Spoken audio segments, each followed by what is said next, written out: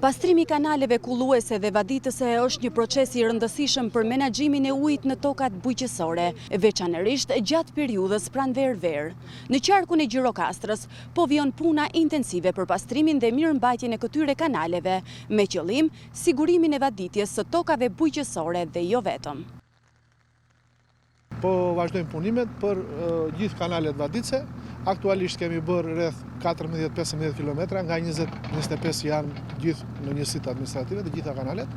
Pra besoj që në datën 1, që përkon dhe me fillimin e sezonit të vaditjes, ne jemi brenda objektive do ta realizojmë.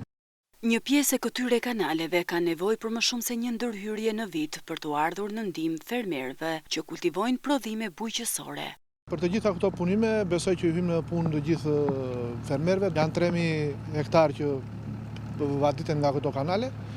Besoj që do t'i realizojmë shumë shpejt. Pastrimi i kanaleve synon jo vetëm përmirësimin e cilësisë së ujitjes, por edhe rritjen e rendimentit bujqësor për fermerët e zonës.